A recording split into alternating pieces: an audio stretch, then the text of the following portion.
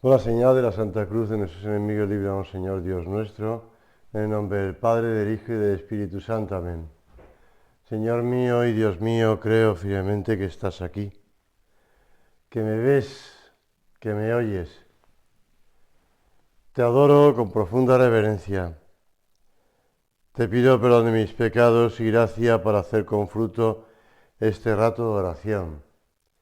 Madre mía Inmaculada, San José, mi Padre y Señor, Ángel de mi guarda, interceded por mí.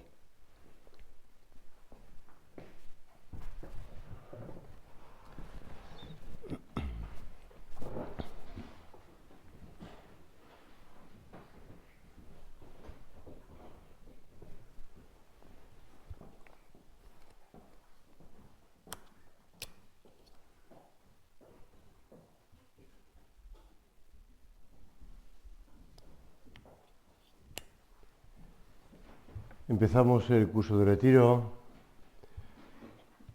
y todos recordáis que en la Navidad pasada, bueno, en todas las Navidades, ¿verdad? En todas las Navidades se lee el prólogo del Evangelio de San Juan. Y además se lee el día de Navidad, no se lee un día cualquiera, se lee el día de Navidad. Con lo cual nosotros que vamos a ir en este curso de retiro siguiendo la vida de Jesús, pues empezamos por el prólogo del Evangelio de San Juan. Ese prólogo que tantas veces hemos oído y leído y hemos oído comentar, en el que San Juan parece como si quisiera señalar el comienzo. En el principio era el Verbo y el Verbo era Dios. De este modo, San Juan deja muy claro por dónde hay que empezar.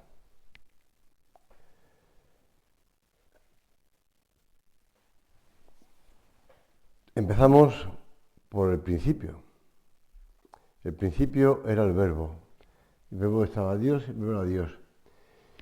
A mí siempre, el día de Navidad, me llama la atención esas palabras: vino a los suyos y los suyos no le recibieron. Porque realmente es fuerte que el día de Navidad tú leas ese pasaje del Evangelio y estás pensando: hoy es el día en el que Dios se ha hecho hombre y ha nacido, y vino a los suyos y los suyos no le recibieron. Y en vez de darme alegría, me da tristeza. Pero eso pasaba hasta ahora. Pero viendo esa serie de Chosen, en el que Jesús llega a una sinagoga y está pensando qué pasaje del Evangelio comentar, y entonces está con Juan, y hablan entre ellos y le dice: ¿por qué pasaje cojo? Y el Señor le dice a San Juan: pues a Juan hay que empezar por el principio. Y después, años después, Juan, cuando está escribiendo el Evangelio, se acuerda de esa escena. Ya digo que los Evangelios no salen, es una serie, ¿no? Pero con la invención de los guionistas, pero es bonito. Ahí ya me llama la atención, decir, empezamos por el principio. Y el principio no es que vino a los suyos, el principio es ¿de dónde viene Dios? Dios se hizo hombre. En el principio está Dios. Y por eso nosotros, al curso de retiro, empezamos por el principio. Y empezamos situándonos en quién es el principio. El principio es Dios. Por eso, cuando en el mismo Evangelio de San Juan se produce esa conversación entre Jesús y Nicodemo, llama la atención que Jesús, a un maestro de la ley como es Nicodemo, a un experto en las Sagradas Escrituras como es el maestro Nicodemo, pues le dice el mismo Cristo. Y eso le sorprende. El que no nazca de lo alto no puede ver el reino de Dios. Y Nicodemo se sorprende, ¿no? ¿Cómo puede uno nacer siendo ya viejo? Porque él es viejo. ella tiene sus años, ¿no? ¿Cómo puede nacer ya siendo viejo? Empezamos el curso de retiro por el principio, poniendo las bases del principio. Y empezamos el curso de retiro consciente de que ya, pues algunos más y otros menos, habéis hecho curso de retiro. Por decirlo así, ya os lo sabéis, como Nicodemo. Pero lo que tenemos que hacer es nacer de nuevo. Es decir, recomenzar. Lo nacido de la carne es carne, le dice el Señor. Lo nacido del Espíritu es Espíritu. Por lo tanto, acudimos al Espíritu Santo para que renazcamos. Cuando estaba yo en México, en los años que he vivido en México, tuve ocasión, es más, vivía en un centro donde estaba uno de los protagonistas de este suceso que te voy a contar. Al principio de comenzar la labor en México, en una ciudad donde yo he vivido, Culiacán, pues don Pedro Castiaro, este primer sacerdote que fue a comenzar la obra allí en México, pues va con un Cristo casi tamaño natural, hecho de pasta de caña de azúcar, y le encarga a un carpintero que le haga una cruz. Ese hombre, Celedonio Castillo, había tenido una vida bastante, un poco azarosa, vamos a decirlo así. Y había montado, al salir de la cárcel, monta una carpintería y ahí está, le encargan el que haga esa cruz. Por cosas de la vida termina llevando el Cristo y la cruz al centro de la obra, que no estaba donde yo vivía, había estado en otra calle antes, y termina llevándolo casi a cuesta, ¿no? A cuesta, porque el último tramo no puede llevarlo con el carro donde está transportando la cruz. Y aquel hombre, aquello le convierte, le remueve por dentro ese trato con ese Cristo tan llagado, porque yo he hecho la oración muchas veces delante de ese Cristo, que está en ese centro donde yo vivía, y sigue estando, y le remueve tanto y este hombre se convierte. Y llega a ser el primer supernumerario del Opus Dei de toda América. Un carpintero que había salido de la cárcel, y no por un delito de robo, sino por un delito de sangre.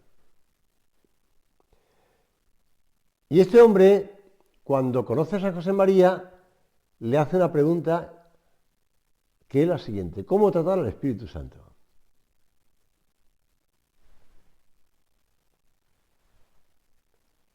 Y después, cuando tiene ocasión, cuando ya San José María está al cielo y llega a México el sucesor, el actual Beato Álvaro del Portillo, pues le hace ahí una pregunta. Es llamativo, ¿no?, que una persona con ese, digamos, currículo, pues le haga esa pregunta a San José María y le haga esa pregunta al Beato Álvaro.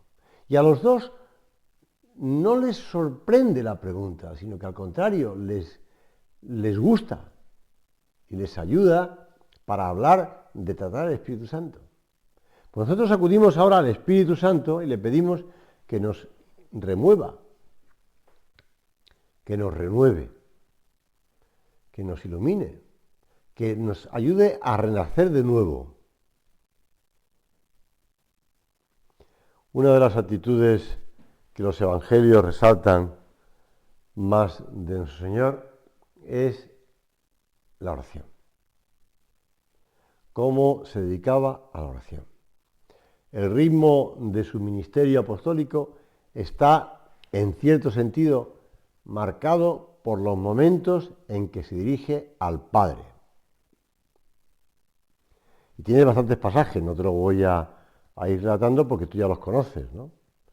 Pero Jesús se recoge en oración antes de su bautismo, la noche previa a la elección de los 12, en el monte antes de la transfiguración, en el huerto de los olivos. Señor, tú empleabas mucho tiempo del dedicado, si ya, perdóname, Señor, que te lo diga de ese modo, perdiste 30 años antes de empezar tu vida pública, perdías ahora mucho tiempo de la vida pública, de la vida apostólica, de la vida de tu ministerio, a la oración. Por eso, hemos de aprender del Señor, ¿verdad? Porque se trata, en este curso de retiro, de ir siguiendo la vida de Jesús. Por eso le pedimos al Señor que también nosotros le dediquemos tiempo a la oración. Si hemos acudido al Espíritu Santo, nosotros necesitamos la oración. Como decía el Papa Francisco, no hay nada mejor para transmitir a los demás. La oración. Para transmitir la fe, para hacer llegar a los demás la oración. Tú dices, bueno, es que hoy día hace falta mucha gente que hable de Dios, hay muchas personas que están desorientadas, muchas personas que están que no conocen a Cristo, hay que hablar mucho, hay que escribir mucho, hay que rezar mucho. La oración. La oración. Qué bonito es ese pasaje del Evangelio que recoge el propio San Juan, ¿verdad? Cuando Jesús se encuentra en el pozo de Sicar,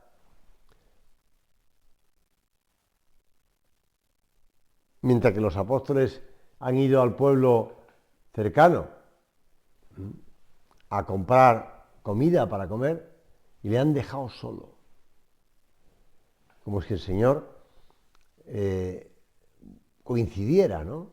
Que le ha quedado solo, está ahí en el pozo, cansado del camino, y llega una mujer. Jesús la estaba esperando. Igual que Jesús nos espera a nosotros en la oración, para hablar con nosotros en la oración. Para perder el tiempo, como perdió el tiempo, entre comillas, con aquella mujer samaritana, que llevó a que cuando después volvieron los apóstoles, le decía, maestro, come, decía, mi alimento es otro, mi alimento es otro. Pues nuestro alimento es otro, efectivamente. Nuestro alimento es hacer la voluntad del Padre. Y por eso, cuando el Señor le dice a esa mujer, créeme, mujer, llega la hora en que ni en este monte ni en Jerusalén adoraréis al Padre, llega la hora y es esta en la que los verdaderos adoradores adorarán al Padre en espíritu y en verdad. Porque es el Espíritu Santo el que nos mueve a rezar. No es un lugar. Tantas veces pues he leído pasajes de la vida de San José María en el que hacía la oración en el coche. Pues porque iba de un sitio para otro y no tenían oportunidades y hacía la oración en el coche. No es lugar. Lo importante es que el Espíritu Santo nos ayude. Y está queriendo ayudarnos. Y la oración es eso. Dios me busca y me espera. Y yo necesito de Dios y le busco. Y la historia de la samaritana, en este sentido, se repite en muchas almas. Jesús se hace el encontradizo y pide un poco de atención. Da la impresión de que esos minutos diarios son demasiados, que no hay espacio en una agenda tan apretada como la tuya para hacer oración. Pero cuando uno se deja meter por el Señor en ese diálogo contemplativo, es un diálogo contemplativo porque realmente no es un diálogo en el que tú oyes la voz de Dios ahí en tu orejita, vamos a decirlo así, ¿no?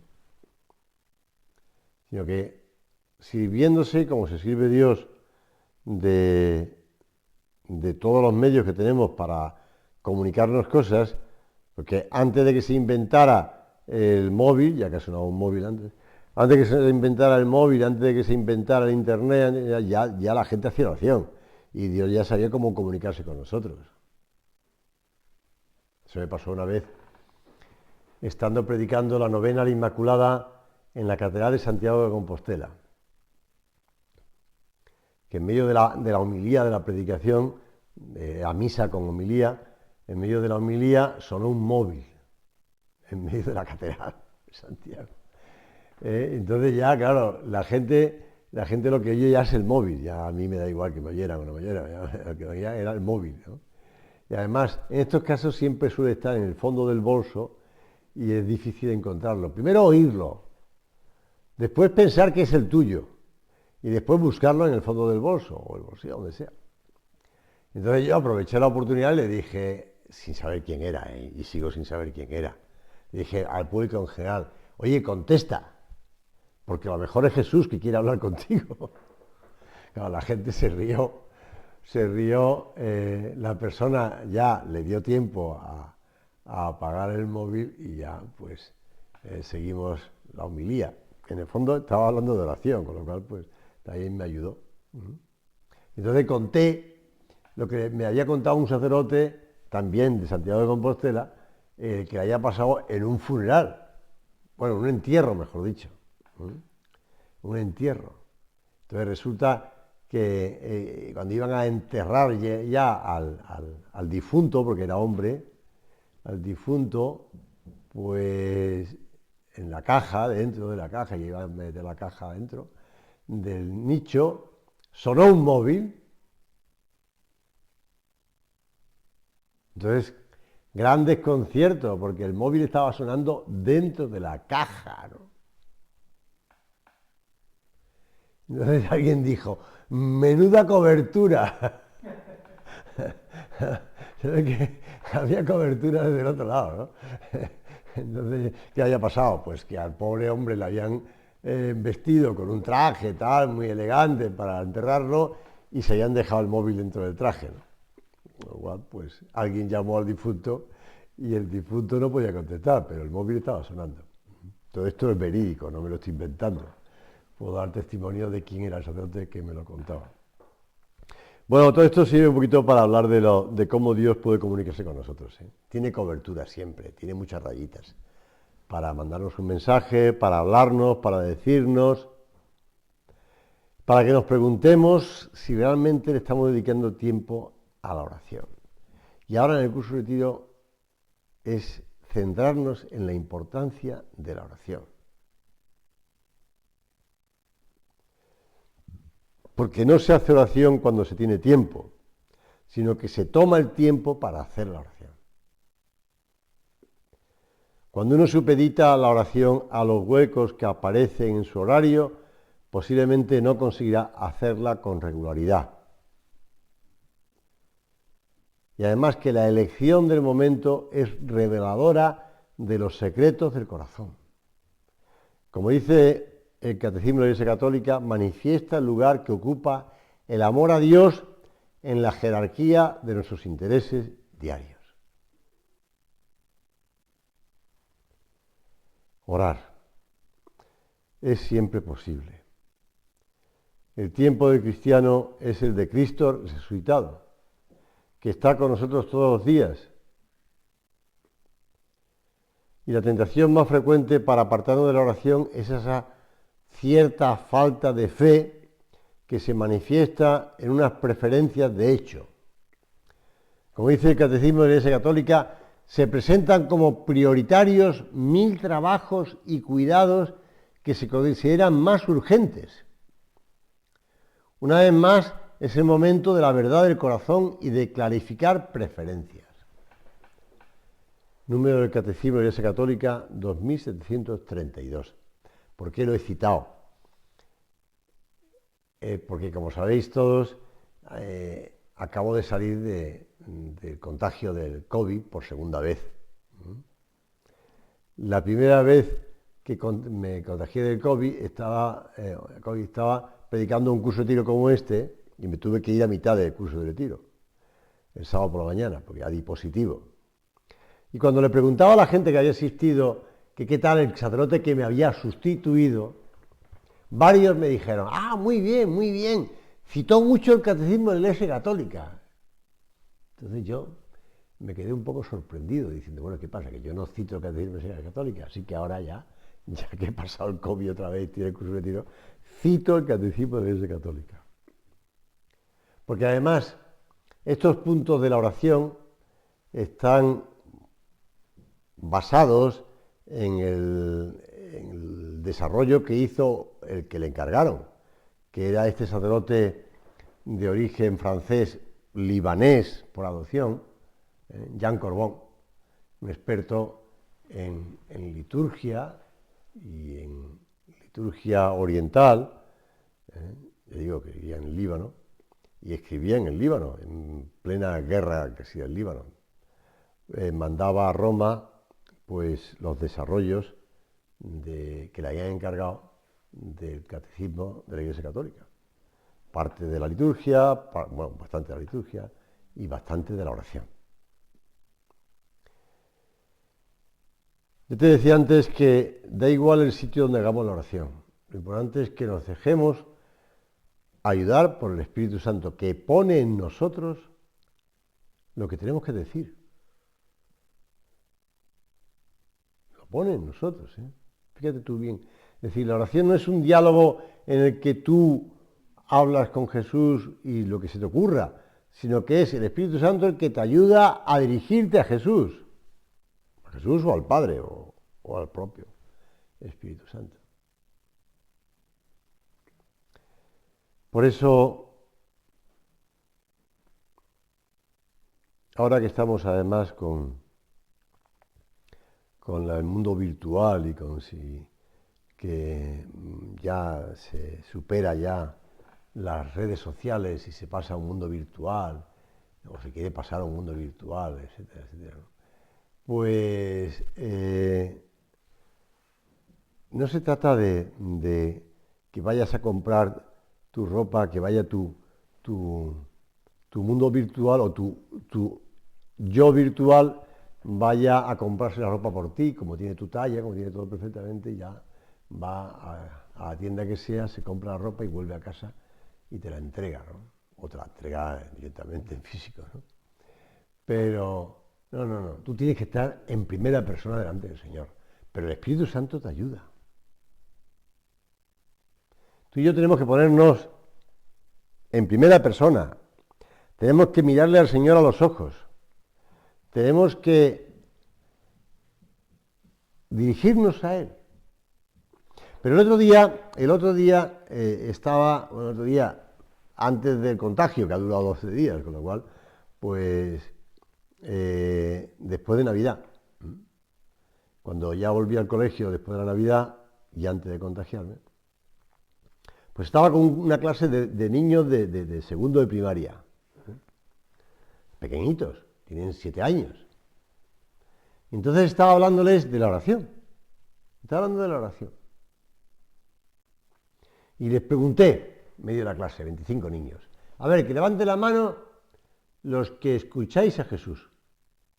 Entonces vi que uno levantaba la mano, otro levantaba la mano, 3, 4, pero ya más no estaría. Hombre, ya alguno al ver que otro levantaba la mano, para no quedarse atrás, ya también levantaba la mano, pero ya en el fondo no eran todos, eran 3, 4, 5, 6 niños que levantaron la mano, que escuchaban a Jesús. Los chavales no mienten, ¿eh? Son niños, pero de luego a la hora de decir la verdad te cantan las 40 y te lo dicen enseguida. Los niños son niños. Entonces ya, pues me quedé mirándoles y dije, bueno, vamos a ver, ¿por qué no escucháis a Jesús? Tal? A ver, ¿por qué no escucháis a Jesús? Y entonces uno ya no levantó la mano, ese del fondo no levantó la mano, dijo directamente, porque para escuchar a Jesús hay que estar en silencio. Chaval, acabas de decir una verdad increíblemente grande. Me sorprendió. El niño detrás de su mascarilla allí, pequeñito al fondo, 7 añitos, ya te digo. Hay que estar en silencio. Por eso en el curso de retiro se nos recomienda que estemos en silencio.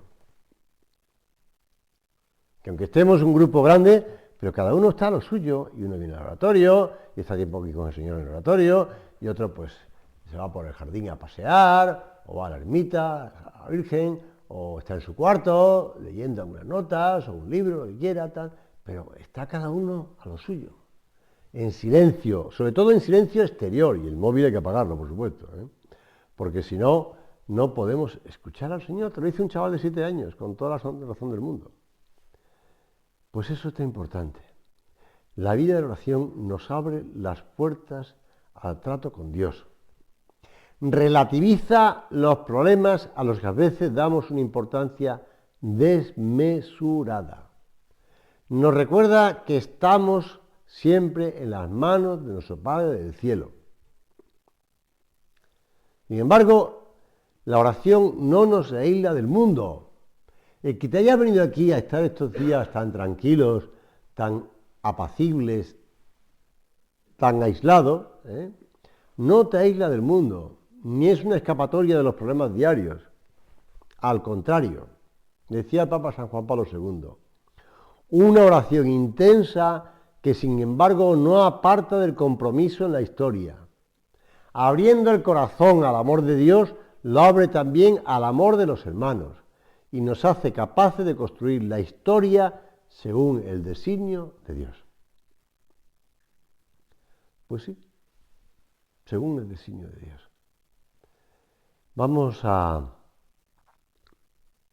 pedirle al Señor, ahora al comenzar el curso de retiro, que nos hable, pero también que nosotros le escuchemos,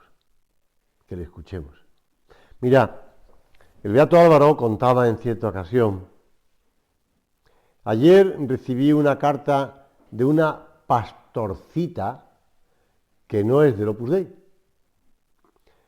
Una pastorcita, es decir, una pastora, una mujer que se dedica a pastorear un rebaño. Escribía muy bien, con buena redacción y sintaxis. Me contaba que es alumna de una EFA, de una escuela familiar agraria, y que cuida de unas vacas. Por lo tanto, es una pastorcita o una vaquerilla. Bueno, pues decía, una mujer humilde. Bueno, pues a continuación añadía unas consideraciones que me dejaron asombrado, porque el Espíritu Santo ha llevado la mano de esa hija de Dios. Acuérdate lo que te contaba antes de Celedonio, de este mexicano. Hablaba del cariño que tenía a San José María y de los sacrificios que hacía para ir al retiro mensual, porque atiende a su madre enferma y no se puede ausentar mucho tiempo. Me cuenta que no es de la obra, pero que quiere a nuestro fundador como un padre, tanto que cuando pide la admisión en la obra se considera como una hija póstuma. Y me explicaba que no pudo conocer al padre en vida, pero que ha aprendido a quererlo por lo que sus hermanas mayores le han hablado de su entrega. Y decía el beato Álvaro, ¿verdad que es muy bonito? Escrito por una pastorcita, resulta como una prueba clara de que el Espíritu Santo sopla. Y nosotros que nos damos tantas ínfulas de saber y de estudiar. Y seguía, puntos suspensivos. Santa María, maestra de oración. Ella que supo guardar las cosas de su Hijo meditándolas en su corazón. Que acompaña a los discípulos de Jesús en la oración después de la ascensión a los cielos, mostrándoles el camino para recibir el don del Espíritu Santo. Y que lo lanzará a esa evangelización por todo el mundo como les pidió su Hijo. A ella acudimos, a ella nos encomendamos para que nos ayude en este curso de retiro.